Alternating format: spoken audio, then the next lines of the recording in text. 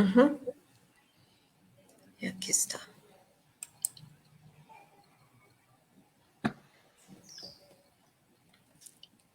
Muy buenas tardes para todos, bienvenidos, muchas gracias por la puntualidad. Vamos a esperar un minutico para darle más tiempo a los que están llegando, para que se acomoden y comenzamos. Muchas gracias por la paciencia. Les agradecemos, mientras tanto, si se pueden, mediante el chat, nos pueden comentar desde dónde se están conectando, desde qué país, desde qué ciudad. Aquí estamos atentos. Muchas gracias.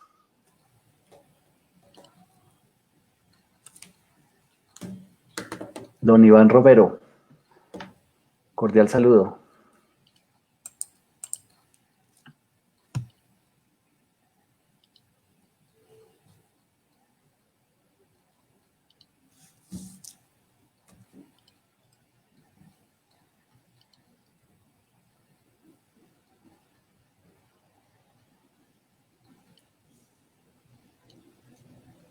Don Iván Romero, cordial saludo.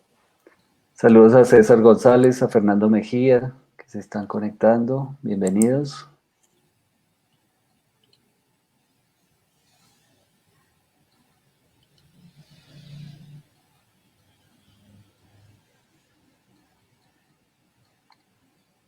Caro Chávez, bienvenida.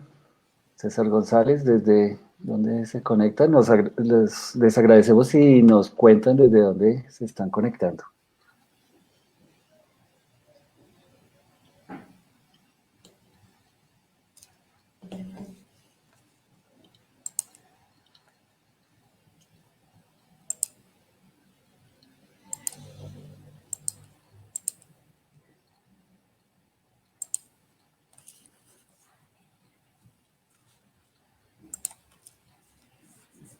Sebastián Tiago Lacerda, bienvenido.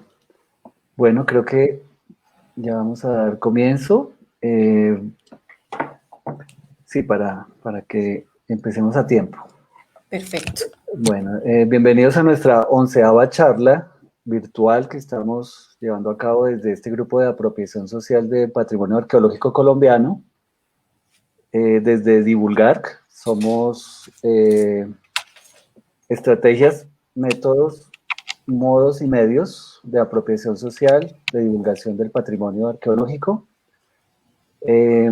Y pues estamos aprovechando esta extraña contingencia que nos ha caído en este año 2020, que de alguna forma nos ha aislado, pero también nos está conectando de maneras insospechadas y desde luego llegando a muchas más partes y a muchas más personas. Por eso, pues, a través de estas charlas hemos querido convocar a varios investigadores o personas que se han dedicado de alguna manera a la gestión del patrimonio arqueológico desde diversos campos, desde luego la investigación, desde la conservación, desde la misma divulgación, el turismo. Hoy tenemos a Alejandra Valverde Barbosa. Ella es antropóloga, es magíster en arqueología. En este momento es candidata a doctorado. ¿En qué estás haciendo? Humanidades con énfasis en estudios de la cultura. Vale, gracias. Ha ejercido docencia universitaria en diversas áreas de las ciencias sociales. Su experiencia laboral se desarrolla en Colombia y en Perú, en temas como museos, educación, antropología física, arqueología, gestión cultural y manejo del patrimonio arqueológico. Alejandra es colombiana, de Arbeláez, Cundinamarca, y se encuentra hoy en Lima, Perú. Alejandra, bienvenida. Muchas gracias, Diego, por la invitación. Muy contenta de ver gente de mi país. Qué bueno que nos podamos conectar, que podamos contarles cómo nos ha ido por acá y bueno, ante todo los deseos de mucha salud en esta situación tan compleja.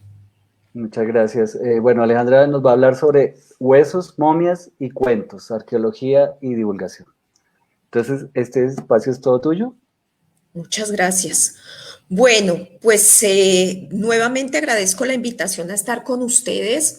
Muy chévere tener estos espacios para poder conversar con gente que está involucrada, saludos, gente que está involucrada en el tema de arqueología, de divulgación. Por aquí me están saludando desde aquí de Perú, desde Ecuador. Un gustazo estar Bucaramanga. Mucha gente de América Latina. Eso está muy bien. Tenemos que ser muy unidos nosotros, los latinoamericanos.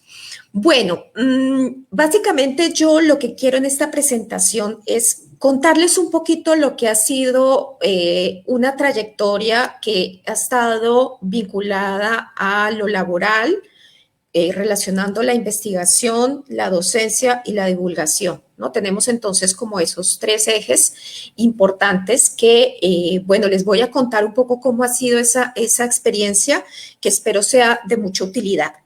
Brevemente quiero presentarme. Bueno, ya como Diego les decía, soy Alejandra Valverde Barbosa. Bueno, soy antropóloga, maestra en arqueología. Ahorita estoy en mi doctorado. Soy docente de pregrado y maestría acá en Perú, en varias universidades, autora de una saga de cuentos infantiles con temática arqueológica. Ya vamos a hablar un poco de eso, que es bien simpático e interesante. Y bueno, he trabajado con el Instituto Colombiano de Antropología e Historia en Colombia, he trabajado con el Ministerio de Cultura acá en Perú, he trabajado con ONGs, con museos, bueno, he apoyado en alguna exposición en el Museo del Oro.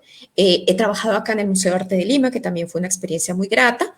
Y bueno, ahí están también mis datos, mi correo electrónico para lo que consideren conveniente, contacto laboral, contacto académico, con mucho gusto. Y también está a la orden mi Facebook y mi LinkedIn, que aparezco como Alejandra Valverde Barbosa.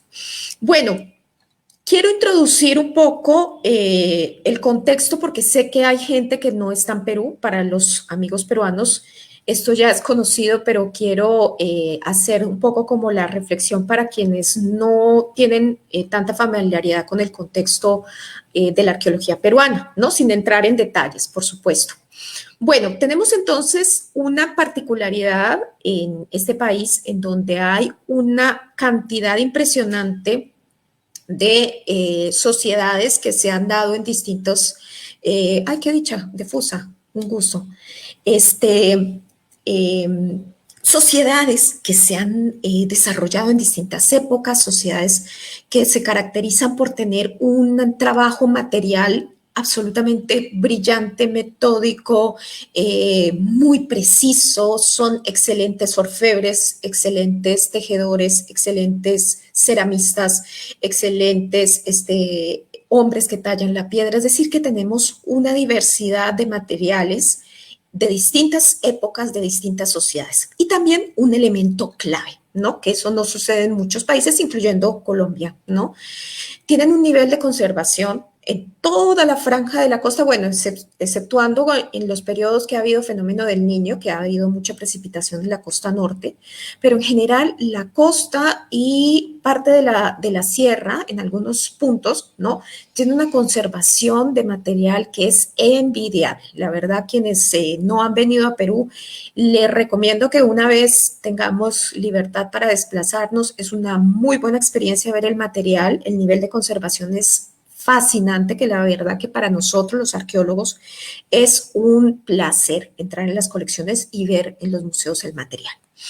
Bueno, básicamente yo lo que les comento fue lo que fue mi experiencia laboral, principalmente en tres contextos. Un contexto de un museo, un contexto de un ministerio, del Ministerio de Cultura, y un contexto de una ONG, que van a ser, digámoslo así, el caldo de cultivo de lo que posteriormente va a ser el punto de trabajo más adelante en el tema de divulgación. Ya vamos a ver por partes. Bueno, la ONG, que fue con mi primer trabajo aquí en Perú, es Centro Malqui, que es un instituto que tiene dos sedes principales, bueno, aparte de la sede administrativa acá en Lima, pero tiene dos puntos importantes, uno en la costa sur, en el puerto de Hilo, en el sitio El Algarrobal, Para quienes no están muy familiarizados, estamos hablando cerca de la frontera con Chile.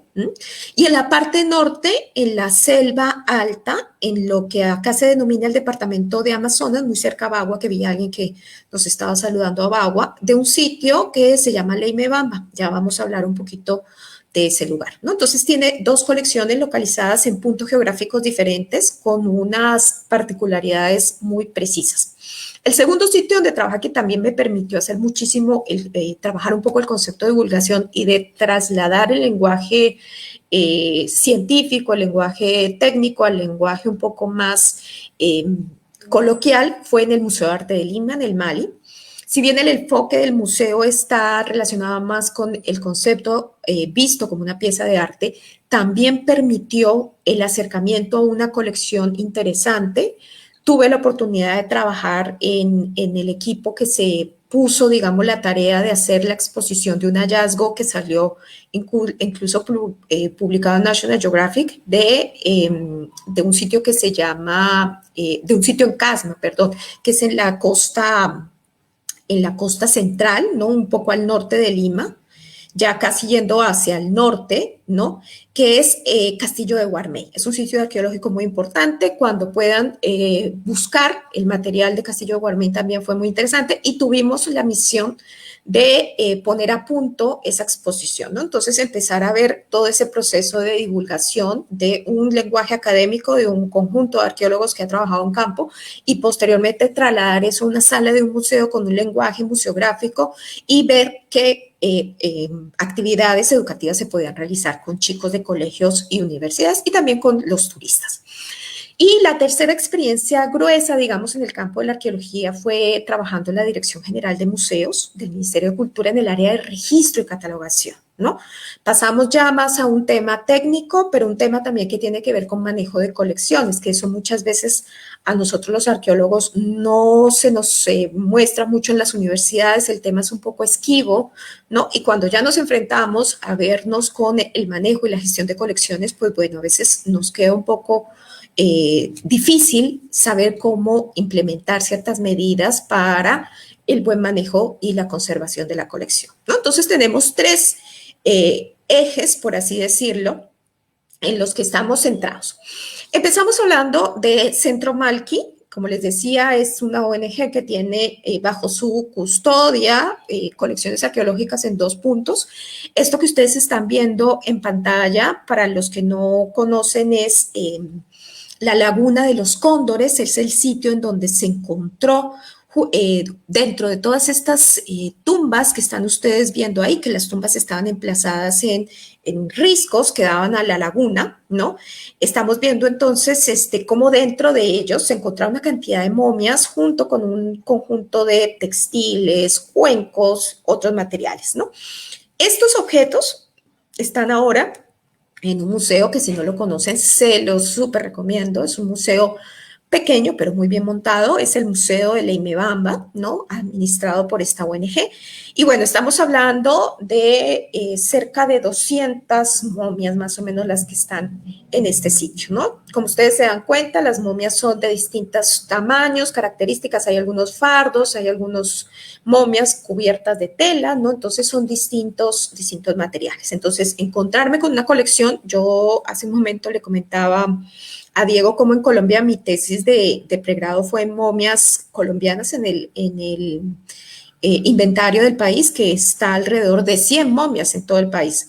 Acá en Perú, en un sitio, nada más tenemos cerca de 200 y hasta más, ¿no? Entonces estamos hablando de cantidades de materiales y de niveles de conservación muy diferentes a otros países de la región, ¿no? Bien, Centro Malqui, como les decía, tiene un conjunto de momias muy interesante. Tienen algunos documentales, si los quieren ver, están en YouTube. Les recomiendo, como les digo, los sitios. Y bueno, esto fue un primer contacto con un conjunto de momias acá en Perú. Yo había trabajado, como les decía, con momias en Colombia, pero bueno, Centro Malqui me permitió tener contacto con un conjunto de momias particulares. Esto es de la cultura chachapoyas, que estamos hablando justo de previo y en el momento de la expansión inca, ¿no? Entonces, esta sociedad dejó estas momias en un lugar muy llamativo, como ustedes se dieron cuenta, la laguna, en estas especies como de cámaras que dan hacia la laguna y que están en los riscos, ¿no? De esa pequeña formación geológica. Y esta colección es la otra que les estaba hablando, que es la que está al sur, cerca de la frontera con Chile, en un puerto que se llama Hilo, un puerto importante acá en Perú, en un sitio, en un poblado muy chiquitico que queda a unos 15 minutos en carro de Hilo, que se llama el Algarrobal. Este sitio es interesantísimo porque presenta otro tipo de sociedad. Esta es una sociedad que no es muy conocida incluso para el peruano común y corriente, que es la cultura chiribaya, pero que tiene también un conjunto de materiales absolutamente maravillosos. En esta ONG se trabajó también mucho con estudiantes norteamericanos que se estaban especializando en radiología, ¿no? Entonces, también fue una perspectiva distinta al manejo de momias, porque también pudimos aprender un poco de cómo es el manejo de el estudio de este tipo de materiales con métodos no invasivos y que permitieran la conservación. Esta foto que ustedes están viendo ahí en pantalla es una foto que se tomó en el Museo Largo, que es uno de los museos más importantes acá en Lima, ¿no? Y bueno, trabajamos con el equipo con el que estuvimos en Hilo, ¿no? Trabajando con las momias en Hilo. Y bueno, estuvimos haciendo radiografías también de este fardo inmenso, que es de otra cultura, que es de los Wai, ¿no? Es decir, otra sociedad, otra época, otro material. Pero volviendo al tema de Hilo, pues nos encontramos con contextos absolutamente maravillosos como este que ustedes están viendo acá. Esto es solo una tumba, ¿no? Estoy hablando de una cantidad, en este momento no recuerdo el número exacto, pero no son 2 ni 3, ¿no? Son muchas tumbas las que se han encontrado en este sitio, en el Algarrobal, en el sitio que se llama Chiribaya Alta. Pueden encontrar también información sobre este sitio en internet con seguridad. Y bueno, tenemos acá con esto trabajamos el registro de uno de estos contextos funerarios. Y una cosa interesantísima que le comentaba también a Diego antes de empezar la charla es que dentro de la ofrenda que encontramos habían huevos de pato, ¿no? O sea, esto les puede dar a ustedes una idea del nivel de conservación tan impresionante que hay aquí en la costa peruana, ¿no? O sea, tantos años, esto también es más o menos previo a la expansión inca, pero estamos hablando también de muchísimos años de conservación, ¿no? Entonces tenemos un contexto con textiles, objetos en oro, objetos en barro, pues en arcilla, ¿no? En materiales orgánicos, ¿no? Tenemos objetos en madera, tenemos también ofrendas, encontramos un par de cuys o 3 cuyes, también estaban ahí los cuyes secos, por supuesto. Y tenemos ahí también algunos ovillos, que el color está perfecto, ¿no? Es una cosa impresionante. Y tenemos también ofrendas de frijoles, de algunos frutos, de choclo, bueno, maíz, ¿no? En este contexto, ¿no? Entonces, es otra aproximación a otro tipo de material. Otra experiencia laboral se dio en pleno barrio, digamos, residencial de una clase acomodada acá en Lima, que es el distrito de San Isidro, ¿no? En un sitio arqueológico que está, por así decirlo, en medio de ese barrio. Entonces, imagínense, según es su ciudad, el barrio en donde sea de la gente más pudiente y que ustedes estén caminando por el barrio y de pronto tú les aparece una super pirámide. Bueno, este sitio se llama Huaca Guayamarca. También muy interesante para que lo conozcan si vienen en algún momento a Lima. ¿Qué se pudo ver en Huaca Guayamarca? Bueno, un poco el trabajo con el material arqueológico, principalmente óseo. Guayamarca también tiene momias, tiene una momia interesantísima de un cabello largo, ¿no? La momia de una mujer con una cabellera inmensa que estuvo mucho tiempo en exposición en la sala del museo del sitio. Pero lo que trabajamos en esta ocasión fue básicamente analizar, o mejor, hacer un inventario de todo el material, ¿no? Porque como les decía, acá el nivel de conservación es altísimo, entonces en un sitio arqueológico en este sitio se logró hacer más o menos el inventario de 600 cráneos, con eso les digo todo, ¿no?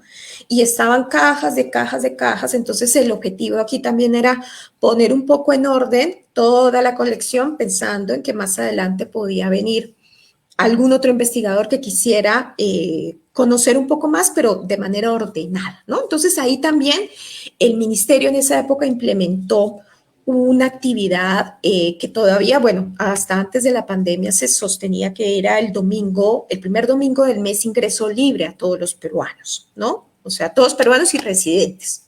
Es decir, que el primer domingo las personas que fueran a cualquier museo o sitio histórico administrado por el Estado podían entrar gratis. Entonces, en muchos de esos domingos se organizaron ciertas actividades, ¿no? En parte algunas haciendo un pequeño guiado sobre el tema de la antropología física, también viendo el tema del contacto de la gente con la huaca, ¿no? Porque van familias, van niños, entonces también un poco empezar a observar cómo era el comportamiento de los chicos en el sitio arqueológico, ¿no? Entonces eso también fue digamos, otra aproximación. Bueno, una foto del trabajo que se hizo. Como les dije, esto es un trabajo de inventario, entonces teníamos cajas con cráneos, cajas con coxales, cajas con números, entonces esto es tratar de ordenar todo, limpiarlos, guardarlos muy bien, rotularlos, ¿no? Marcarlos, hacerles un código, bueno, todo el trabajo, digamos, de inventario, de catalogación, un poco en algunos casos, ¿no? Eso fue para el caso de Guayamarca y como les digo, fue bastante interesante porque es también observar un poco la interacción del público, de las familias, de los chicos que iban estos domingos al sitio arqueológico. Bueno, entonces una primera etapa de este aprendizaje me permitió proponer una primera aproximación a la divulgación, pero no tanto al público general, sino más al público, digamos, especializado. Entonces, como les decía yo, que trabajé mucho con el inventario y la catalogación, pues bueno, el Museo Andrés del Castillo, que es un museo acá en el centro de Lima, me dio la oportunidad de brindar 3 talleres de inventario, registro y catalogación. Se hizo énfasis en cerámica, textiles, algunos materiales orfebres también trabajamos y por supuesto restos humanos, ¿no? Entonces, en estos talleres que les comentaba, pues bueno, las personas en muchos casos eran arqueólogos, ¿no? Estudiantes de arqueología o arqueólogos recién salidos de la universidad o que trabajaban en colecciones, pues empezaron un poco a aproximar al tema de cómo es el tema del manejo de la colección, ¿no? Cómo yo puedo poner a punto mi colección cuando recién ya termino mi trabajo de campo y me encuentro con un universo eterno de cajas y cajas llenas de material, ¿no? Entonces, también fue gratificante ver cómo las personas empiezan a familiarizarse con el material, ¿no? Entonces, esta fue una primera parte, digamos, de gestión y de Guayamarca es el sitio de los guayas y es con H y doble L. Búsquenlo, Guayamarca. H y doble L, Guayamarca, ¿no? Bueno, y partiendo de esto también se llevó el curso a Cusco, ¿no? Porque nos dimos cuenta que también en provincia, acá en Perú, hacía falta este tipo de talleres y de cursos para que los arqueólogos tuvieran un acercamiento distinto con el material.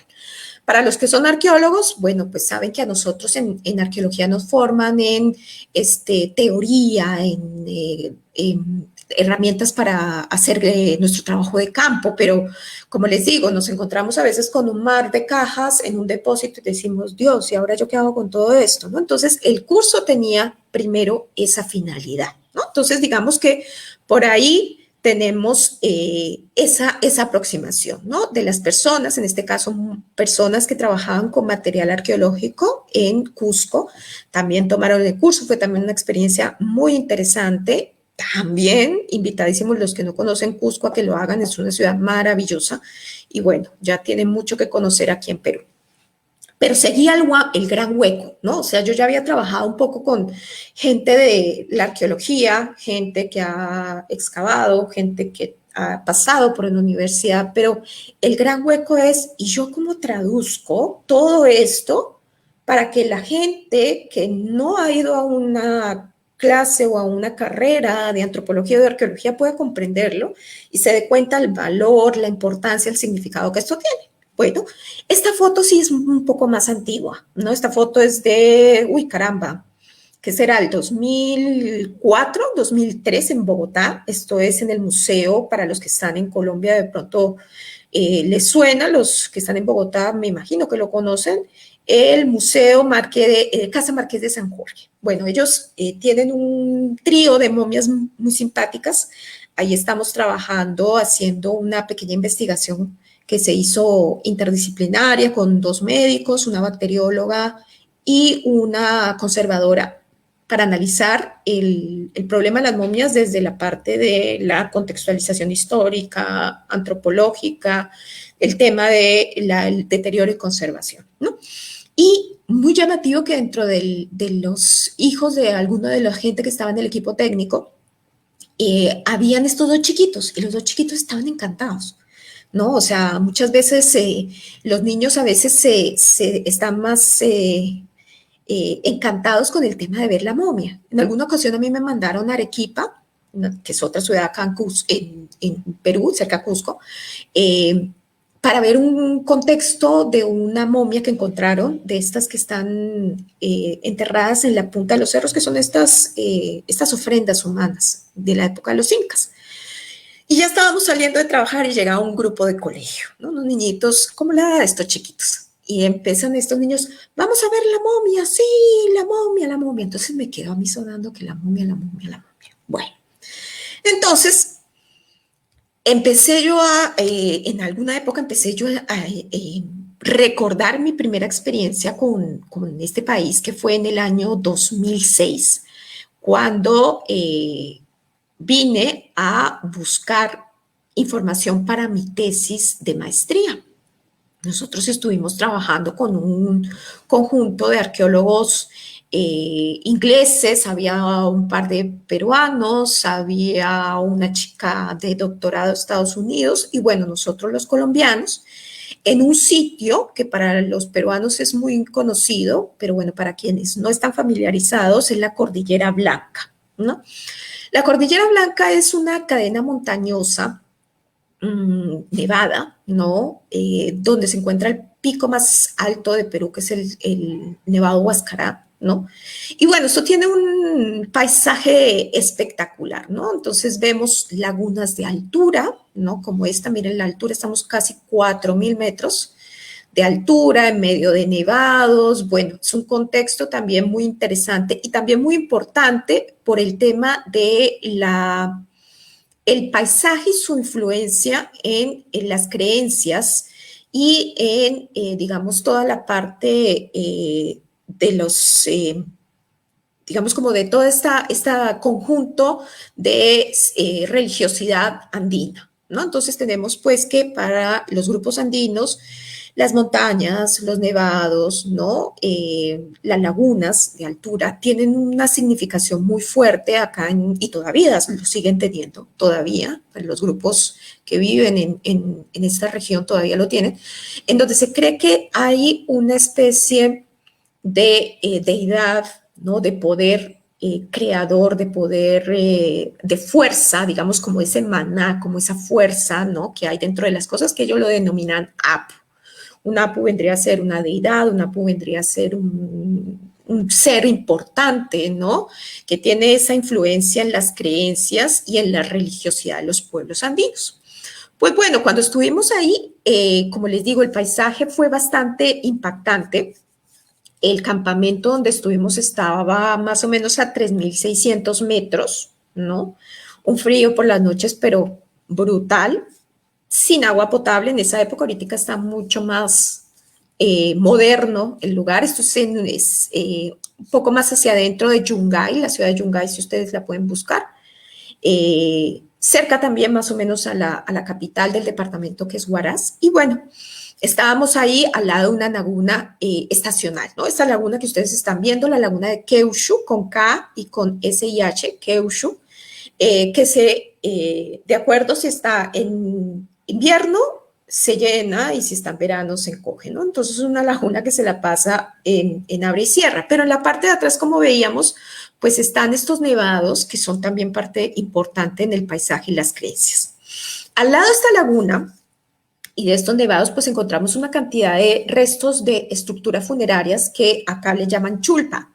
con che, doble L, chulpa, ¿no? Que son, hagan de cuenta como casas en piedra, en donde la gente de la época, estamos hablando más o menos de la época intermedio, temprano, horizonte medio, más o menos en el tema de la cronología peruana, dejaba sus momias ahí, ¿no? Es como la casa de la momia, ¿no? Entonces la momia estaba ahí. Y afortunadamente este sitio ya había sido totalmente huaqueado, pero todavía se conservan muchas chulpas en esa zona. Nosotros trabajamos en esa temporada en 3 sitios, ¿no? Y bueno, este es el paisaje que ustedes están viendo, ¿no?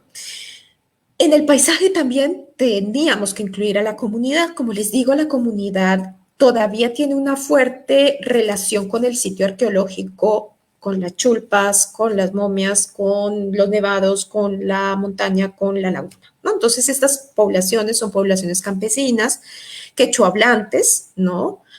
Algunas personas manejan el quechua y el español, pero hay algunas señoras que todavía no manejan el español y hablan solamente quechua, ¿no?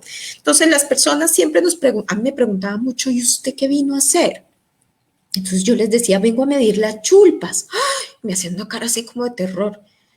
Y me preguntaban, ¿y usted hizo pagamento? Que es como una especie de ceremonia pidiendo permiso, ¿no? Para acceder al sitio arqueológico.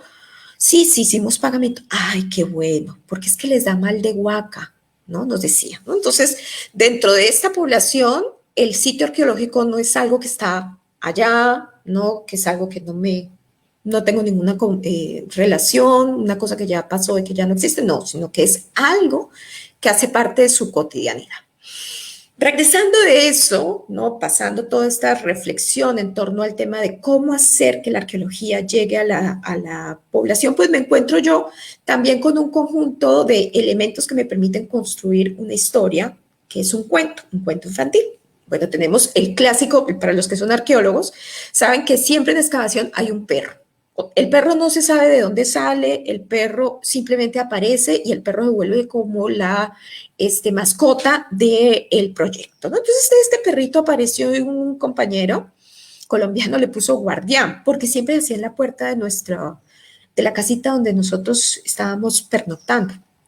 Y guardián para aquí, guardián para allá, y el guardián se iba a la excavación, y guardián se comía lo que sobraba del almuerzo, bueno, guardián para arriba y guardián para abajo. Esta niñita, que ya es una señora casada y con hijo, en su época, miren, estamos hablando de julio del 2006, bueno, se llama Diana, es una niña que era de ahí, ahora vive en Lima, ¿no?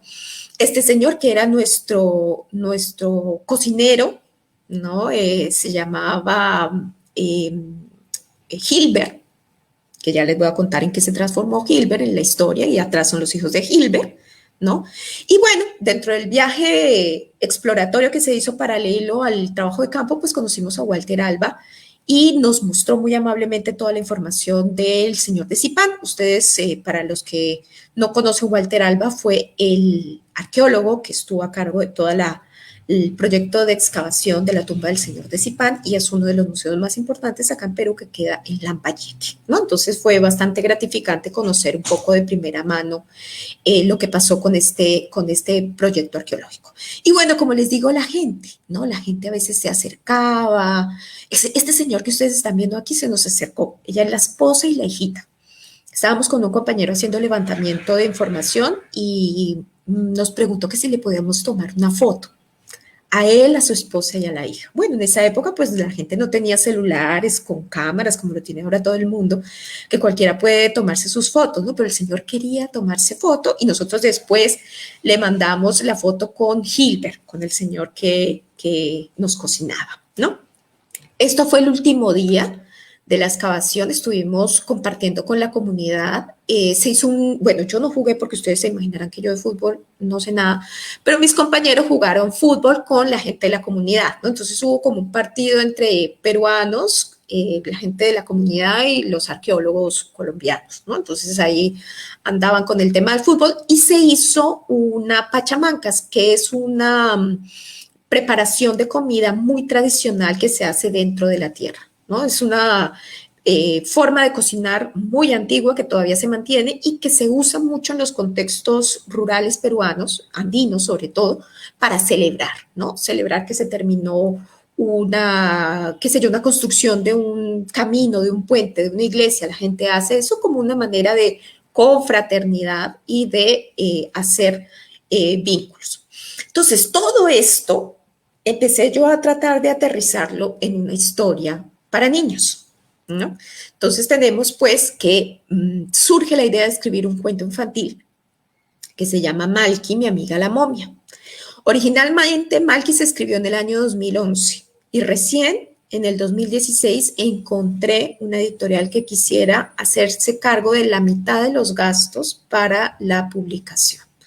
Malky se presentó en la Feria del Libro de Lima, la internacional, hace 4 años, en el 2016. Y bueno, en el primer capítulo, que se ha impreso en 2 ocasiones, ahorita la edición de la, que ustedes están viendo la imagen en la mano izquierda ya se agotó, pero la edición de la mano derecha está y está también en inglés, ¿no? Aquí es una niña que está con su libro, lo compró en Amazon, ella me dicen que le encantó el libro. Bueno, ¿de qué va el libro?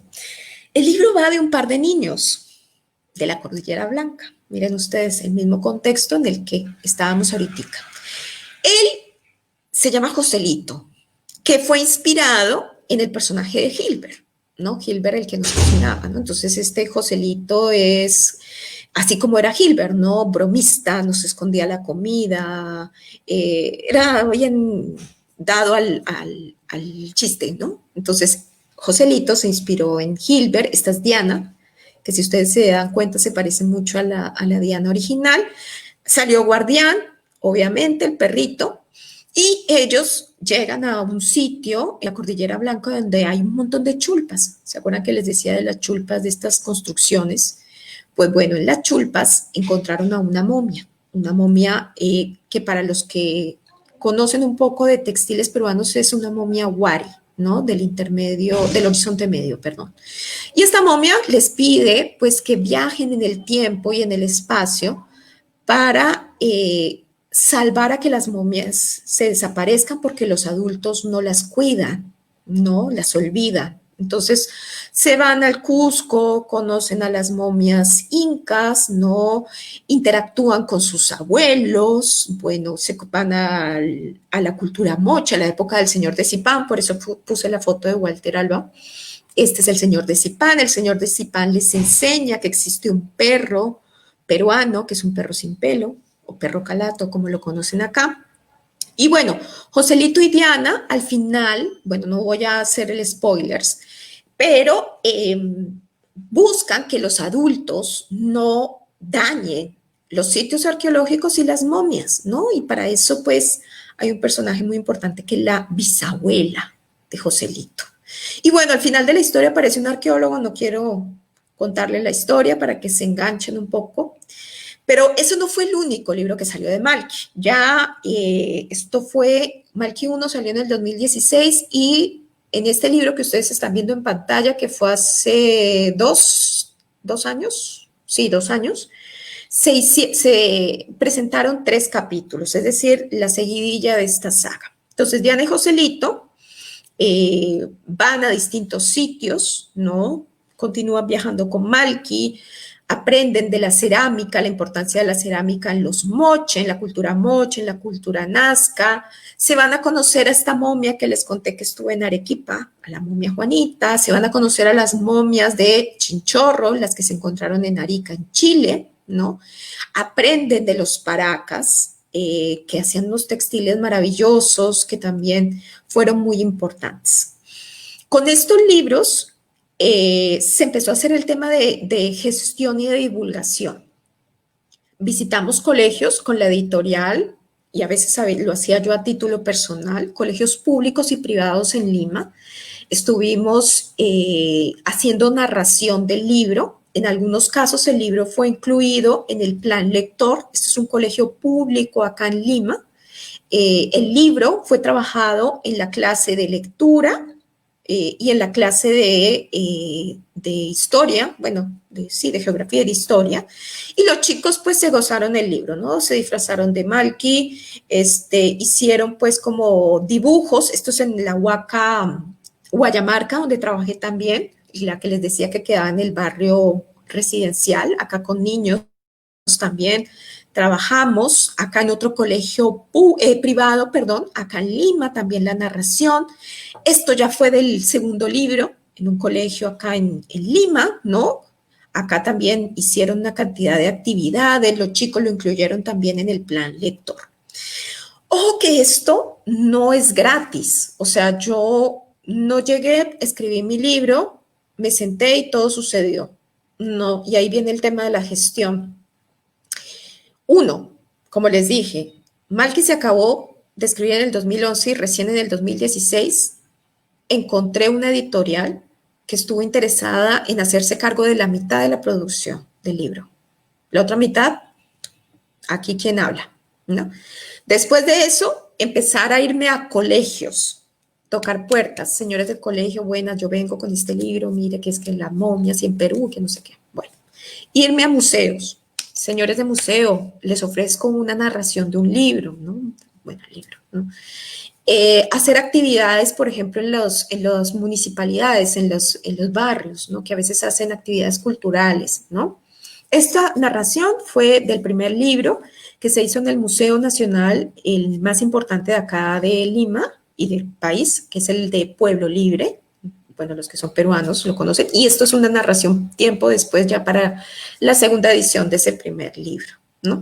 Entonces, vemos cómo este tema de la divulgación y de la puesta en escena de la labor del arqueólogo no es una labor sencilla, no es que yo me siento y ya todos me llaman como estrella de Hollywood, ¿no? Sino que yo tengo que empezar a buscar gente que está interesada en divulgar, profesores, esto, y bueno, también propuse 2 cursos, ya hicimos 3 cursos, en donde se trató de dar herramientas a las personas que trabajan en turismo, arqueólogos y gente de museos para que puedan proponer actividades lúdicas y didácticas que permitan que las experiencias en los museos no sean caóticas, traumáticas y aburridas, porque si nosotros aburrimos a los niños de hoy en el museo, esos serán adultos que mañana le dicen museo y sale corriendo, ¿no? Lo que queremos es que la gente se quite de la cabeza que la historia, la arqueología, el museo es aburrido, es tedioso, es aprenderse las cosas de memoria y repetirlas, oír y copiar todo lo que dice el panel de la vitrina. No, tenemos que acabar con eso. Entonces se hizo 13 talleres, 3 fechas diferentes del mismo taller, titulado pues como herramientas didácticas para la enseñanza del patrimonio arqueológico. Y bueno, básicamente, como les digo, trabajé con gente del área de arqueología, con gente de turismo, con guías y con personas que trabajan en el área educativa de museos, ¿no? Tratando de ver cómo hacer que nosotros también los adultos, desde nuestro trabajo en museos y en sitios culturales, sea también una herramienta para proponer formas de que la gente se vincule más con el patrimonio arqueológico, que no sea algo aburrido, no sea algo tedioso, sino que sea algo divertido, didáctico, entretenido, que deje un buen recuerdo en los niños que están yendo hoy al museo para que sean los adultos que vayan a ir con sus hijos mañana.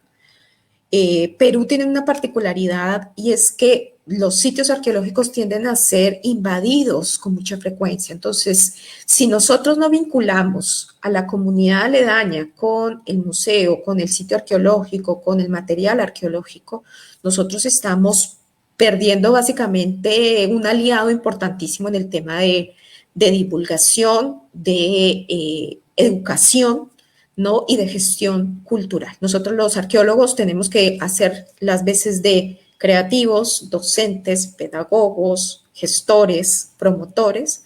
Así que la invitación es a quitarse un poco esa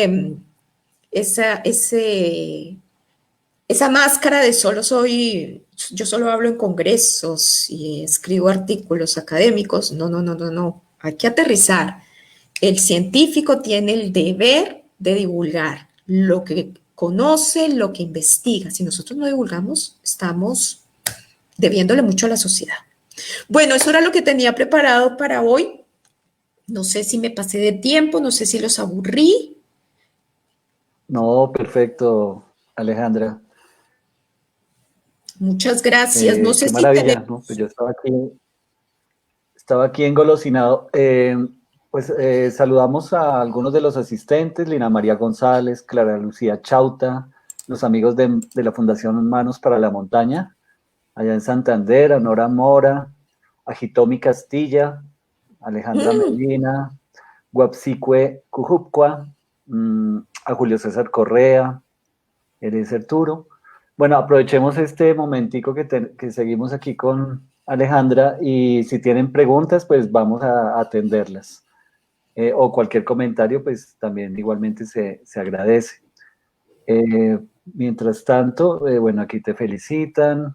Muchas Yo gracias. creo que ha sido, pues has sabido transmitir como esa pasión, que realmente creo que es lo que eh, finalmente es lo que le contagia y hace posible pues que esos contenidos y esa maravilla que puede tener quien tiene un conocimiento, pues también la pueda transmitir, ¿no es cierto? Sí, ese es el deber de nosotros. Se me olvidaba decirles, Diego, Malky tiene fanpage, por si a alguien le interesa seguir a Malky.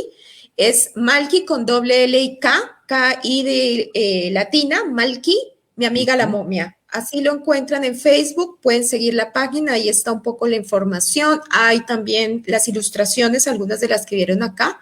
Y bueno, para que estén al tanto de lo que viene. Estoy, como te decía, gracias, sí, así está, Malky, mi amiga la momia. Ujú. Estoy en proceso y hago el anuncio si alguien sabe de alguna entidad que quiera publicar un libro nuevo también relacionado con arqueología para niños. Entonces, se reciben todas las indicaciones, sugerencias, porque pues entre todos tenemos que darnos la mano, ¿no? Estamos todos en este mismo coche y tenemos que colaborarnos entre nosotros, ¿no? Por eso también la invitación a, si necesitan algo, que me escriban con mucha confianza. En Facebook también, estoy en LinkedIn también para seguir en contacto. Yo pienso que tenemos que quitarnos también un poco esa monopolización del conocimiento, ¿no? A veces nosotros los arqueólogos somos un poco territoriales, ¿no? Este sitio es mío, este material es mío, esto es mío, mío, mío, y no, no es tuyo, es de todos. Entonces, para la gente que quiera consultar, con muchísimo gusto lo que les puede ayudar. No sé si hay alguna pregunta, Diego. Sí, sí hay varias. Por ejemplo, nos preguntan, ¿qué diferencia existe entre las momias de Colombia y Perú? Sí, bueno, uno, las momias colombianas en algunos casos se presentó evisceración. Hay dos momias del Museo Británico de procedencia del centro del país que tienen evisceración, es decir, que abrieron, sacaron el material que hay adentro y bueno, volvieron a cerrar. En Perú yo solo he encontrado evisceración, bueno, documentada en una momia de Chiribaya, que es de este sitio al sur, ¿no? Entonces, por un lado vemos que ese procedimiento también fue diferente. En las momias de Colombia, la momificación se dio aparentemente por ahumar el cuerpo. No sé si soy clara, ¿no? Hagan de cuenta como una barbacoa, un poco rústico mi ejemplo, pero bueno, van poniendo el cuerpo, ¿no? A girar y va secándose. Acá se presume que las que fueron tratadas fueron solo las del área de Chachapoyas, que fue las que les mostré al norte, y la gran mayoría han sido por momificación natural, ¿no? Entonces, las condiciones del terreno, sobre todo en la costa, han sido impresionantes. Y bueno, en el área inca no hay registros de momias incas, de Cusco me refiero, porque sí hay unas fardos que se han encontrado acá en un sitio que se llama Puruchuco, que se encontraron fardos de la época inca, pero de las momias incas de las que hablan las crónicas, se sabe que a ellas les hacían, hagan de cuenta, como un mantenimiento, no les cambiaban la ropa, las limpiaban. Y era parte de la interacción de la gente con la momia. Entonces ellos iban con la momia y la hablaban, le pedían consejo, era como un apu, ¿no? Como ese gran poder, ese gran maná de esa persona ahí. Y bueno, cuentan también esas crónicas que la limpiaban, les cambiaban de ropa, les daban de comer, no les llevaban algo de comer como una especie de ofrenda, ¿no? Entonces, en ese caso también es diferente. En Colombia tenemos momias procedentes principalmente de arqueológicas del altiplano cundiboyacense y de Santander, ¿no? Eso es como el fuerte. Altiplano cundiboyacense de origen muisca, de origen, ay, se me va el nombre, Lache, y de origen guan en el área Santander. Recientemente se documentaron momias etnográficas de la serranía de Perijá que están por el lado de los que se conocen popularmente como motilones, ¿no? Los yucpa o los yuco, ¿no? Mi tesis de pregrado tiene el inventario de las momias que hay en Colombia, ¿no? Esa tesis debe estar en la Universidad de los Andes. No sé si ahorita que la biblioteca de la Universidad de los Andes pasa a ser pública, es posible que se pueda consultar esa tesis para la gente que esté interesada en saber un poco más de ese tema. ¿Hay alguna otra pregunta adicional, Diego?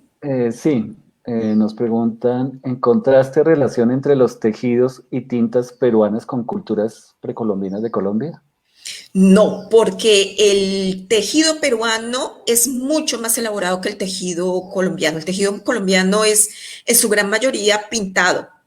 El tejido peruano es teñido el algodón o el color del algodón es un color natural.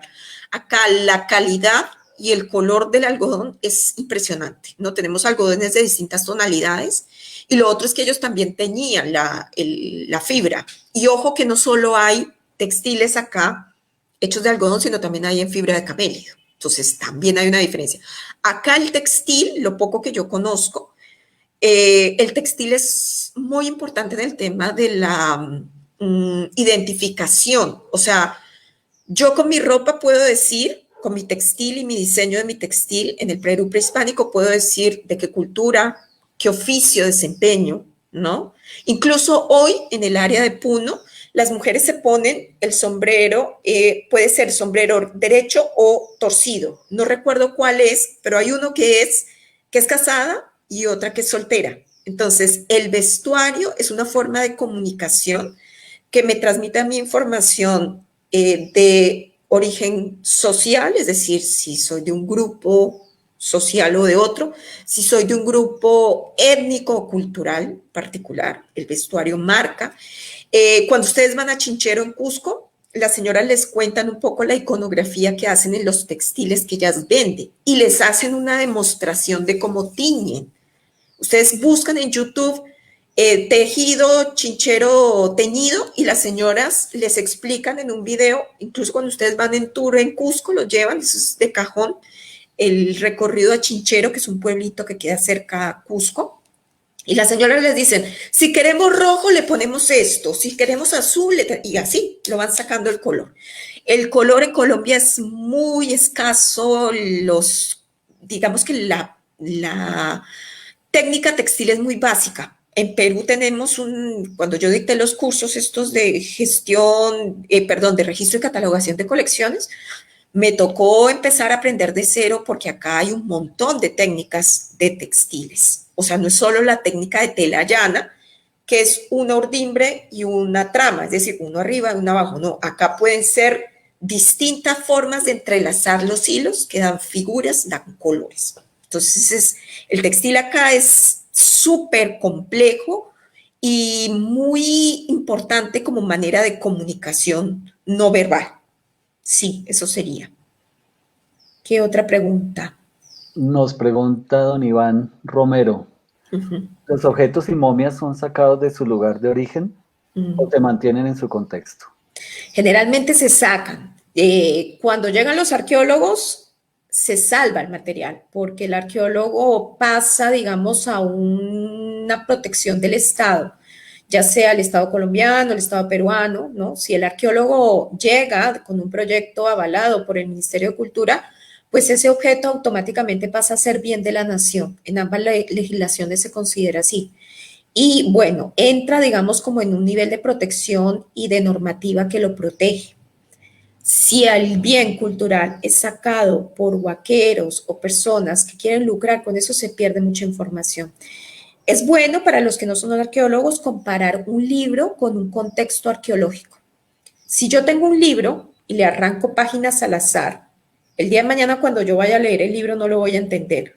Algo así pasa con los contextos arqueológicos. Si yo tengo una tumba, por ejemplo, y saco la momia, saco la cosa de oro y los textiles, ¿qué voy a poder yo leer de ahí? Entonces, ahí es importante, por eso es importante divulgar, ¿no? Para que la gente quiera su historia, quiera su patrimonio, la gente diga, no, este sitio que les digo en Chachapoyas, perdón, en Leimebamba, de la ONG, estuve yo en un momento en que iba a salir un material de exposición autorizada por el Estado, por el Ministerio de Cultura Japón. Y la directora de la ONG, que es una arqueóloga muy renombrada acá en Perú, me dijo, tenemos que ir a una reunión con la comunidad. Yo dije, bueno, ni me imaginaba lo que iba a pasar. Pues señores, llegamos como la parroquia, se reunió un conjunto de personas del pueblo pidiendo garantías de que esas momias regresaran después de la exposición tal cual a Leimebamba, porque tenían miedo de que las momias se fueran y no volvieran. Entonces yo dije, uy, qué bárbaro el nivel de identificación y de apropiación, como el grupo de Facebook, de apropiación del patrimonio. O sea, esta gente reclamaba el respeto por mantener su museo tal cual, ¿no? Que eso no pasa en muchas localidades. O sea, eso que pasa ahí no es lo usual en muchos países. Y eso yo creo que tenemos que hacer un mea culpa los arqueólogos, porque nosotros nos centramos tanto en la parte de la academia que se nos olvida que la comunidad es nuestro primer elemento a hacer divulgación de lo que investigamos, ¿no? A trabajar con ellos, a involucrarlos en los proyectos. Entonces sí creo que ahí como arqueólogos estamos fallando. Nos falta mucho por conectarnos con la comunidad. ¿Habrá alguna otra pregunta? Bueno, por ahora creo que no. Bueno, nos preguntan si sabes algo de los tejidos guane. Muy poco, la verdad. Sí sé que hay una colección en el pueblo de Guane, sí sé que hay unos. Hay creo que unos cuantos también en el depósito del Museo Nacional, me parece, me parece.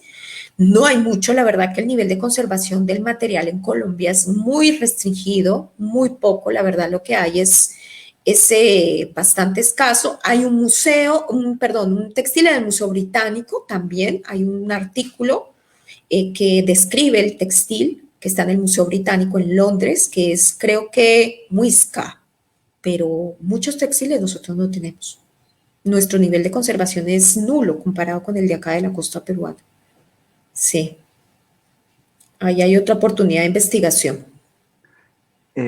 Alejandra, me llamó la atención pues lo que comentabas cuando estuviste en la excavación de ahí en la zona urbana, que Ujú. la interacción con el público, ¿no?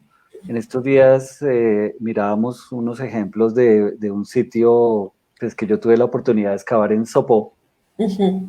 y pues paradójicamente era el sitio se encontró en un colegio, Ah, qué colegio loco. de primaria, pero al rector del colegio no le gustó ni le llamaba la atención que los niños entraran al sector de la excavación. O sea, nos perdimos la oportunidad de mostrarle a los niños. Yo le insistí, pero él decía que no, que porque se asustaban. Eh, Pues mira que yo tuve ese mismo speech en un museo en Colombia, pero no voy a decir el santo, sino el milagro. Decían, no, hay que sacar esa momia porque es que los niños van a entrar y se van a asustar. Y me fui a otro museo en Bogotá, en donde había otra momia, y los niñitos iban en masa y se pegaban en la vitrina y todos mirando a la momia. Y yo decía, los adultos sí que definitivamente no conocemos nada a los niños, ¿no? Ellos están encantados de ver la momia. claro, Y el enfoque que yo le doy en el cuento no es una momia tétrica, no es una momia que asusta, no es una momia que, ay, qué miedo la momia, la maldición. No, ese enfoque no le doy. Yo a la momia le doy un enfoque de una momia que quiere ser amiga de los niños y que ve en los niños un gran aliado para llegar al resto de la comunidad. O sea, la momia les dice, yo quisiera que ustedes sean mis amigos, a Diana y a Joselito, que son los dos protagonistas, porque a nosotros nos están acabando los adultos. Los adultos no nos quieren, no nos cuidan, los adultos nos maltratan, pero ustedes iban a comprender que una momia es importante y ese mensaje es el que van a transmitir a los adultos. Entonces, concuerdo totalmente contigo, o sea, los adultos juzgamos desde una perspectiva de adulto el interés de un niño. Un niño, si tú lo llevas a una excavación, se enloquece porque se tira en la tierra, se unta, coge, escarba, mira, ¿no? Hay muchos sitios en Europa, he visto algunos en Inglaterra, en donde tienen taller de arqueología para niños. Entonces es que llevan a los niños en verano, ¿no? A un sitio donde les hacen una práctica simulada de arqueología, pero es que eso es la sensación, ¿no? Entonces los niñitos van y les entierran material en una especie de arenera y entonces empiezan ahí a sacar y wow, la emoción y ven, lo limpiamos y lo catalogamos, hacen todo el proceso de la arqueología para que ellos entiendan el significado del trabajo del arqueólogo y también comprendan el valor del objeto. Cuando uno, no más de adulto, si uno se encuentra un objeto en una excavación, uno se emociona, ¿no? Y ya uno viejo, te imaginarás un niño, Un ¿no? niño. El impacto que tiene es mucho mayor. Pues Sí. voy a retomar un comentario que hizo ayer Mónica Terrien Ajá.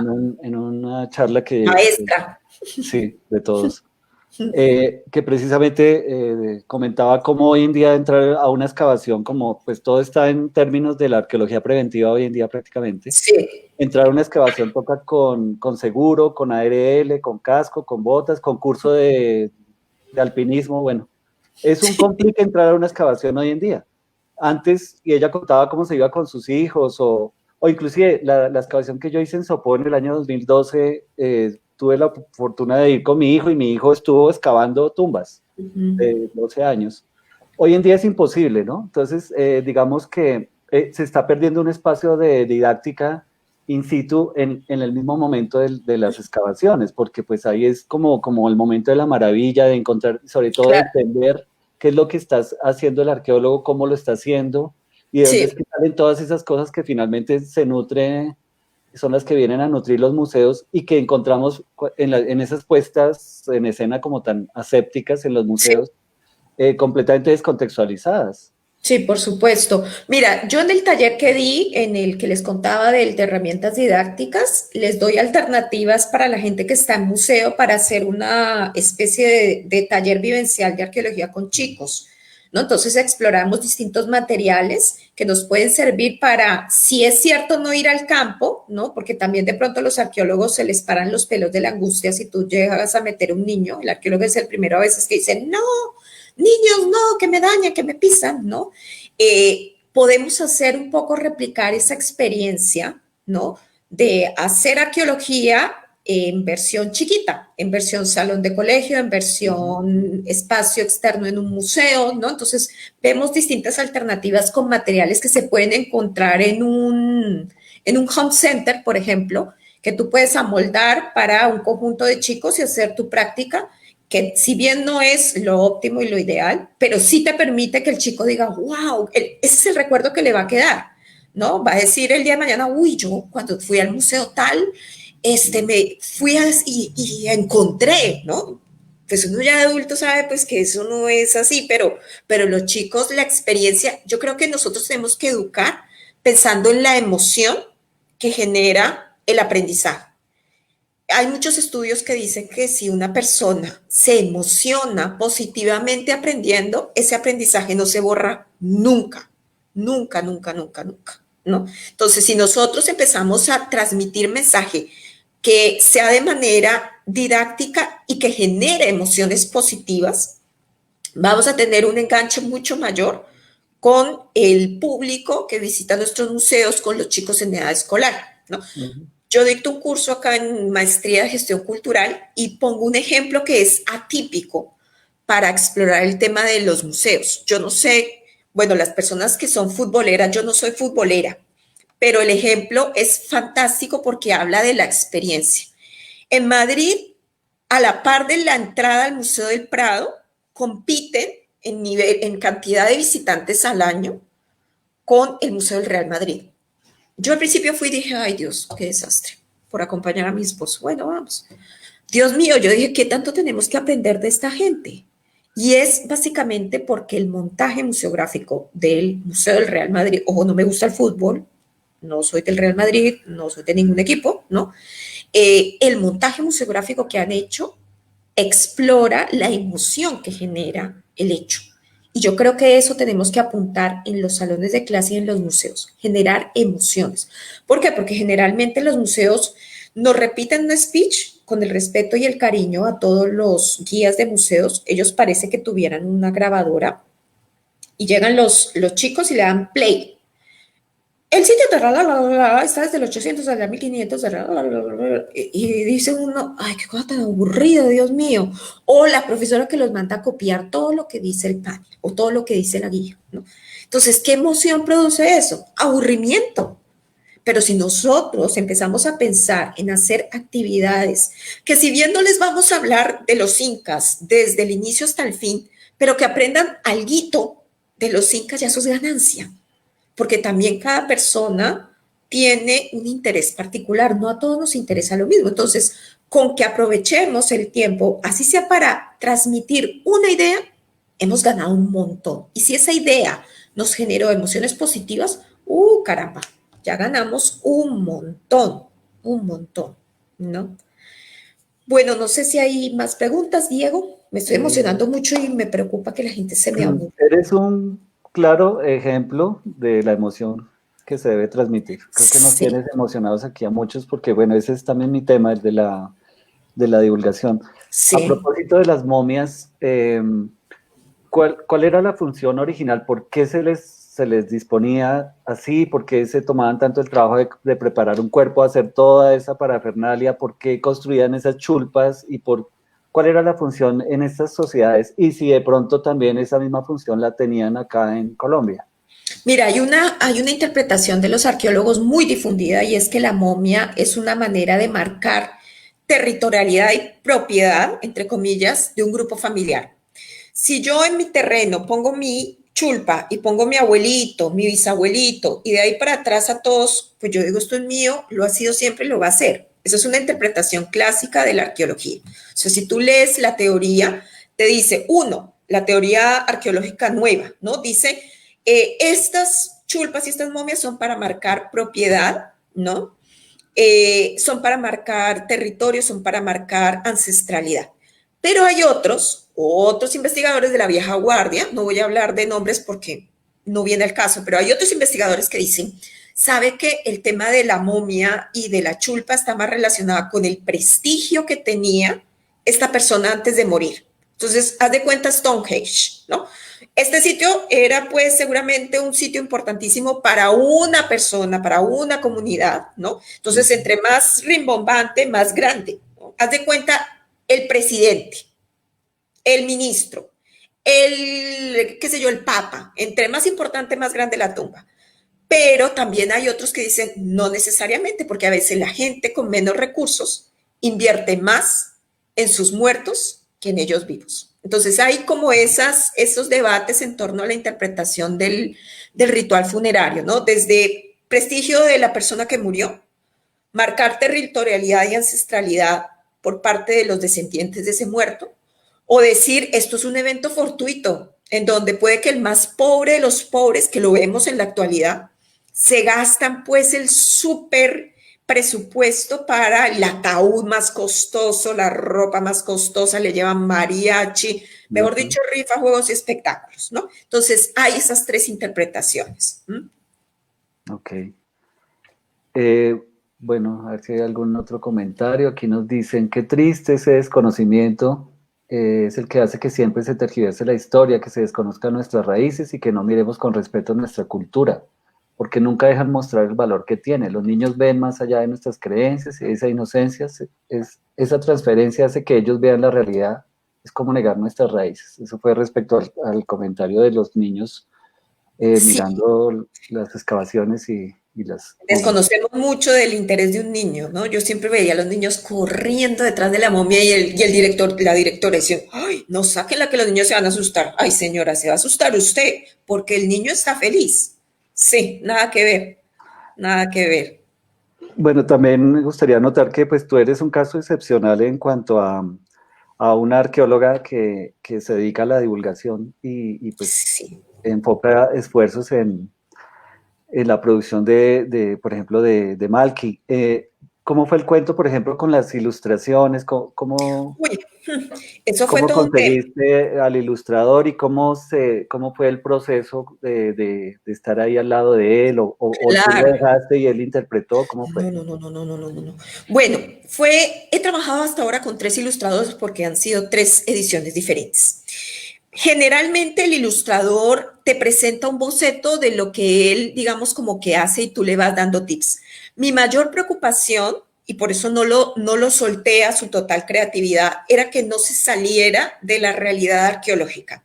Si tú te das cuenta, en el libro hay textiles, cerámica, momias, que son objetos que existen realmente en colecciones de museos. Si yo no estoy mirando que ese dibujo corresponda con las características del objeto, estoy ya dando una información equivocada, ¿no? Entonces, por más cuento que sea, yo quiero que tenga una validación desde el punto de vista de lo arqueológico. Es decir, que no por ser una historia fantasiosa, una historia creada, me voy a salir yo de que los textiles paracas tienen ciertas características que son distintas a los textiles wari, que son distintas a los textiles incas, ¿no? Porque yo no quiero venderle al niño humo tampoco. O sea, el objetivo no es pasarnos para el otro lado, en donde los arqueólogos están, que se pegan al discurso. Una cosa interesante cuando yo escribí, que después decía, ay, Alejandrita, piense, estaba yo escribiendo mi cuento y decía, ay, es que en el 300 después de Cristo, y yo, stop. ¿El niño habrá que es antes y después de Cristo?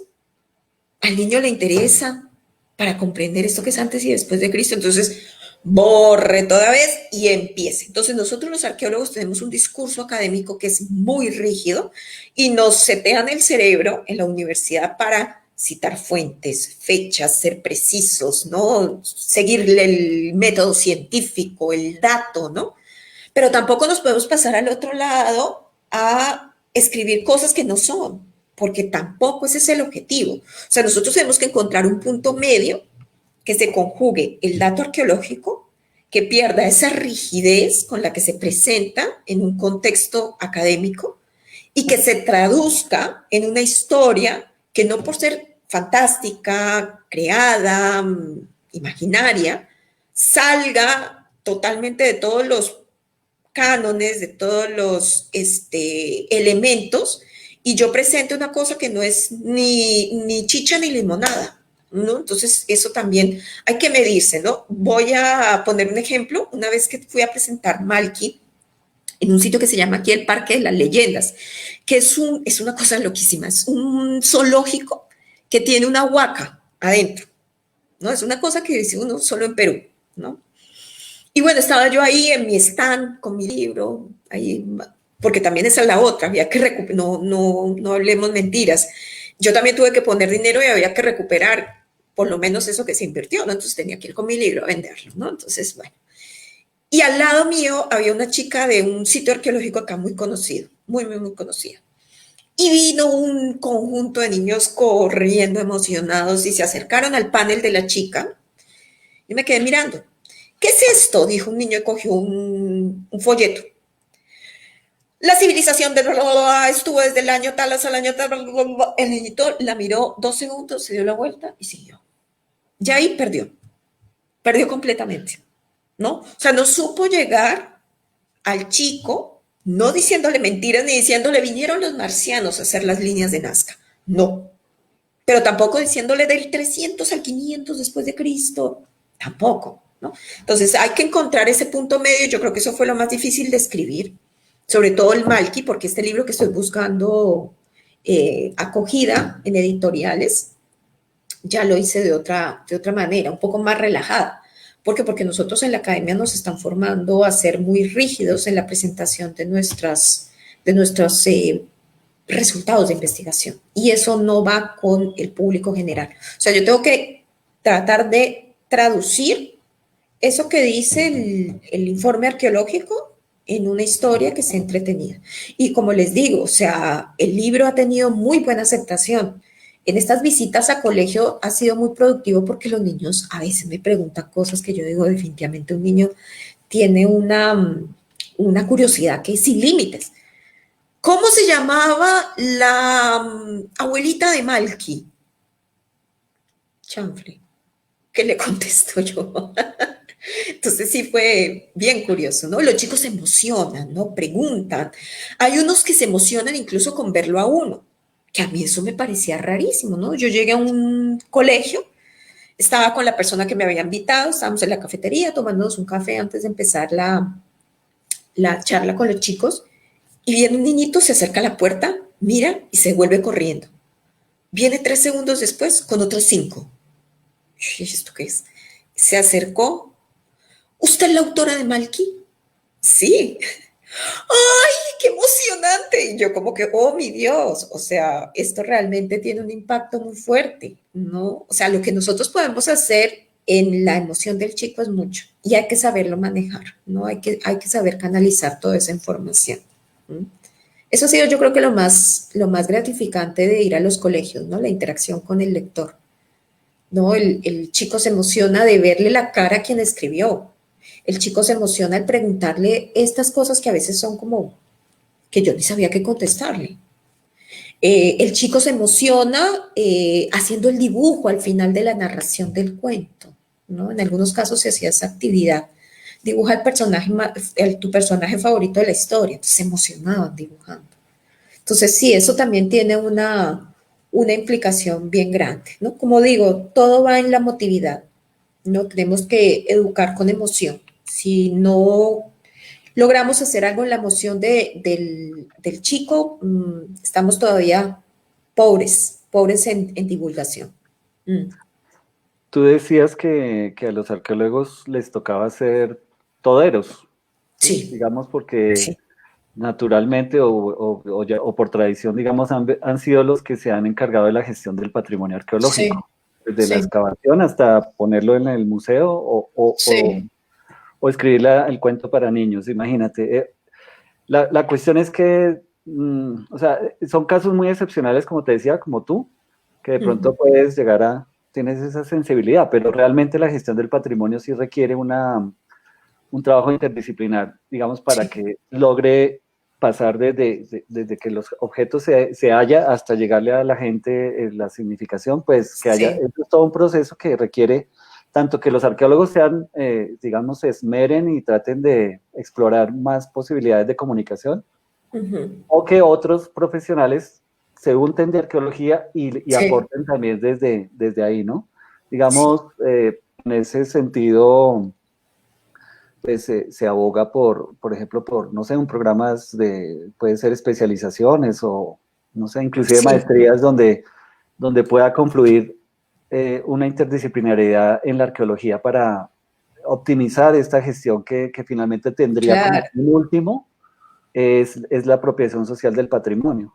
Por supuesto, mira que a nosotros, los que trabajamos en el campo de la antropología y la arqueología, nos enseñan mucho de teorías, métodos, pero nunca nos enseñan a trabajar con la comunidad. O sea, yo cuando recién salí de la universidad, yo decía, ¡guau! Ya lo sé todo. Y después dije, no sé nada. O sea, sé de todo, pero al final no sé de nada. Era como una cosa bien rara porque yo decía, no sé cómo enfrentarme a una colección de un depósito de un museo. ¿Cómo organizo? ¿Cómo hago? Porque a mí me habían enseñado a debatir la teoría, a proponer una pregunta de investigación, pero ¿qué hago yo con un depósito lleno de objetos? ¿Qué hago yo con un salón vacío, lleno de estudiantes y yo cómo hago para convencerlos de que esto es interesante? En los cursos que yo doy acá de gestión cultural, siempre les hago ese énfasis a los alumnos, que son arqueólogos, historiadores, gente de turismo, gente de qué otras profesiones, educadores también tengo. Les digo, vea, uno como gestor tiene que ser, voy a usar una frase bien colombiana, desde el de los tintos hasta el que negocia el presupuesto con el del banco. Todo, Usted tiene que hacer de todo porque aquí no hay protagonismos, no hay ínfulas de superioridad, porque a veces no hay presupuesto para nada y le toca a uno, como un poco la experiencia que les cuento, irme de puerta en puerta, señores Santillana, ¿quieren publicar mi libro? No. Cierra la puerta en la cara. Siguiente, señores Planeta, ¿quieren? No. Señores, hasta que, mira, por mí, si yo no hubiera tenido ese empuje, esa terquedad, mal que estaría en el computador, archivado. Pero tuve que pelear 5 años para que saliera. Me pasó una cosa chistosísima hace como 1 año y medio. Había mandado el manuscrito de Malky a una editorial acá. Nunca me contestaron. Y hace 1 año, 1 año y medio, recibo un correo electrónico diciéndome, hemos revisado su manuscrito. ¿Está usted interesada en publicarlo? Y yo dije, ay, Dios mío, Marty McFly, Volver al Futuro. Dije yo, ¿esto cómo es? ¿No? Muchas gracias, pero hace 1 año y medio, hace 2 años, ya encontré quien me hiciera la publicación del libro. Me quedé esperando su respuesta. Entonces la chica me decía, ay, qué pena, no sé qué, porque el libro está muy bueno. Nunca me contestaron, ¿no? Entonces, si yo no hubiese persistido, mal que estaría en el archivo de mi computador y no estaríamos tú y yo hablando posiblemente, ¿no? Ni las 60 personas que están en este momento conectadas. Ni las 60 personas. Entonces, la invitación es a que sean creativos, a que se den a la gente, ¿no? A que traduzcan su saber en un lenguaje comprensible para todos, ¿no? Pensemos entonces que le vamos a contar la historia a nuestro sobrino, a nuestro primo, a nuestro abuelo, ¿no? O sea, nosotros no vamos a llegar con un lenguaje enredado, como decía un profesor en la universidad, un lenguaje esotérico, a transmitir una información que nadie nos va a entender, ¿no? Entonces, aterricemos un poco el conocimiento y seamos solidarios, ¿no? Un poco lo que decía. En el gremio de los arqueólogos se ve mucho ese celo, ¿no? Este sitio es mío, este museo es mío, mío, mío, mío. No, tuyo no es de todos, porque todos estamos en capacidad de investigar, todos estamos en capacidad de preguntar, de conocer, ya sea gente del gremio, gente fuera del gremio. Yo he tenido acercamientos muy simpáticos de personas que no son profesionales, pero que les encanta. Acá hay una señora en Perú que ha publicado varios libros, la señora es contadora, contadora. O sea, ¿qué tiene que ver la contaduría pública con la arqueología? Pues ni chicha ni limonada. Pero la señora, curiosa, echa pa'lante, ha sacado sus libros y ahí sigue dando la batalla, ¿no? Así es, así es. No nos cerremos, seamos, tratemos de compartir, ¿no? Yo creo que tantas individualidades no son para nada constructivas. Tú hablabas de lo que te pasó cuando llegaste allá a las Chulpas, que te decían que si habías hecho pagamento. Sí, genial, genial. Yo creo, o sea, eso es porque está todavía realmente viva la significación de Sí, estos lugares entre esas comunidades. Creo que lo que nos toca, digamos, hoy en día para reconstruir esos lazos perdidos con este patrimonio, pues que ya inclusive se volvió arqueológico, entre comillas, sí, porque claro. es una palabra rarísima. ¿En qué momento se volvió arqueológico? Bueno, eso lo hemos hablado en otras charlas, viene de una tradición histórica, pero también normativa, digamos, desde hace unos 100 años. Se volvió arqueológico y eso finalmente también distanció estos objetos que de alguna manera venían trayendo o notando muchas significaciones entre las comunidades, así sea desde el imaginario de la huaca, Claro. o del respeto, o del miedo, o de los mitos o leyendas asociadas a estos. Todo eso se ha perdido porque tal vez hoy en día también el hecho de reincidir en que son arqueológicos y que son patrimonio arqueológico y que es de la nación, eso finalmente también ha generado como un distanciamiento natural con estas materialidades, ¿no? Sí, sí, sí. Por supuesto. Mira que la interacción con la comunidad fue fantástica. Para nosotros colombianos que vinimos acá, todos por primera vez en Perú, en un sitio metido en la montaña, lejos del bien y del mal, no llegaba en esa época, no llegaba la señal de celular, no teníamos energía eléctrica, no había agua potable, todos íbamos a una maravillosa, ¿cómo se llama? Ay, se me va el nombre. Bueno, este baño que no es baño, no está, bueno, se me ocurrirá el nombre ahorita, me vendrá, ¿no? Nos encontramos pues con una comunidad que en su gran mayoría era quechua hablante, una comunidad que recuerdo yo, todas las tardes después de llegar de la excavación, claro, venía yo con las manos hechas leña y iba yo a la sequía de la señora que tenía la casita al lado de la nuestra, que tenía una piedrita en donde pasaba el agua y yo lavaba. Entonces yo, muy citadina, muy urbana, de las normas de educación y del respeto, señora, todas las tardes, señora, buenas, letrina, gracias, letrina, esa era la palabra. Todos usábamos la misma letrina, ¿no? Fue una experiencia de supervivencia tremenda. Todas las tardes era, señora, buenas tardes, ¿usted me puede prestar su piedra para lavar el agua? Ya, pues, me decía la señora. Entonces yo todos los días. Ya como a la quinta, sexta vez que le golpeaba a la señora me decía, el agua pasa, pues, como diciendo, esto no es mío, esto es de todos, así que hágale, si lo necesita, úselo. ¿No? Entonces es cambiar todos estos paradigmas que tenemos de lo público, lo privado, la distribución del hogar. Yo recuerdo que mis compañeras de excavación, cuando íbamos a la ciudad, se compraban una Coca-Cola y la abrazaban como si fuera pues el osito de peluche de la niña, porque era una ruptura total con lo que conocíamos. Imagínense uno acostumbrado a ir a un baño, terminar en una letrina comunitaria. O sea, esto era tener que bañarse así, baño de gato, ¿no? Poderse bañar el cabello una vez cada semana porque el frío era tremendo. A veces yo colgaba mi ropa, mis medias, me acuerdo, las colgaba y cuando ya las iba a descolgar en la madrugada para pasarlas a otra cuerda, estaban hechas paleta. ¿No? Entonces decía yo, Dios mío, esto es otro mundo. Cuando llegué a Bogotá, lo primero que hice fue sentarme en la taza del baño en mi casa y mirar todo como decir, Dios, o sea, estuve en un universo paralelo.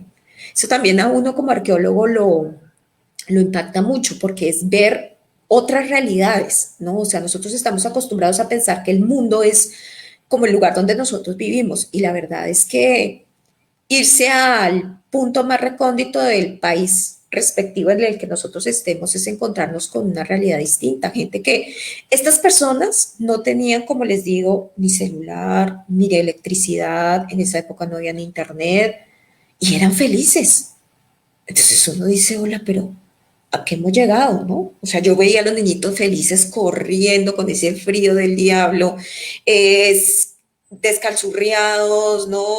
Sin ropa lujosa, con una casita muy sencilla, y los niños felices, felices. Entonces dice uno, estas son las cosas que también uno aprende como antropólogo o arqueólogo. Los antropólogos también tienen mucho ese contacto con otras realidades, ¿no? O sea, salirse de esa zona de confort y ver que el país que uno vive es un país que tiene muchos micropaíses. Yo no conozco la parte de la selva de acá de Perú, pero me dicen que eso también es otro mundo. O sea, toda la parte de Iquitos, Tarapoto, eso dicen que es otro Perú. Y con seguridad en Colombia, yo en la época en la que viví en Colombia hubo muchos sitios que no pude conocer, en parte por el tema de orden público y también de presupuesto, porque viajar en Colombia es un poco costoso. Por ejemplo, el Chocó. Chocó, yo creo que eso debe ser una cosa maravillosa porque es otra realidad, ¿no? La parte de Guaviare, Bichada, eso debe ser una maravilla, ¿no? Porque es otro Colombia. O sea, nosotros estamos acostumbrados a pensar que Colombia es la esquina de mi cuadra en Bogotá, mi barrio. No, hay otras formas de ver, hay otras formas de vivir. ¿Cuántas lenguas se hablan en nuestros países? ¿Cuántas lenguas indígenas? ¿No? Y nosotros pensamos que todos hablan español. Acá, por ejemplo, hay un montón de gente que no habla español. Hay muchas oficinas públicas en donde atienden en dos idiomas. Incluso cuando tú llamas a Movistar a pedir algún reclamo o algo, la grabación te dice, si es en español, marque uno, te hablan en quechua, marque dos, te hablan en aymara, marque tres. Eso para mí fue como que, uy, Dios mío, esto es lo que a mí me enseñaron que era multiculturalidad. No es lo que yo leía de las lecturas del curso, ¿no? Sino es esto. ¿No? Y nuestros países tienen esa riqueza que nosotros desconocemos, ¿no? Yo pienso que irse al llano, a la selva, al Chocó, a la Guajira, uff, lo que tenemos es mucho por indagar, ¿no? La cultura es también algo vivo. Mm, sí, esa es la invitación también, ¿no? Bueno, Alejandra, muchas gracias. Mira, hora y Nos media. pasamos de la No, hora, no, no, señor. es apenas, siempre tenemos una hora y media. Excelente, excelente. No, Bueno, espero no excelente. habernos aburrido con No, tanta para nada, pregunta. mira, nos ilustraste, nos motivaste, pero sobre todo nos emocionaste. Qué Eh, bueno. Te damos de verdad muchas gracias por haber aceptado esta invitación. Con muchísimo gusto. Esta charla va a quedar grabada, después la pasaremos Excelente, a YouTube también, pues para los que excelente. quieran consultarla.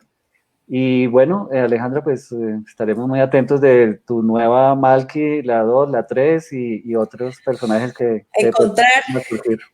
encontrar un alma caritativa con un bolsillo generoso que quiera invertir en educación, que eso es lo que más nos falta ahora. Bueno, entonces, Un gusto, muchísimas gracias, ha sido un placer. Vuelvo, insisto, atenta si me quieren contactar, con muchísimo gusto en lo que les pueda ayudar, en lo que podamos intercambiar de información, ahí a la orden.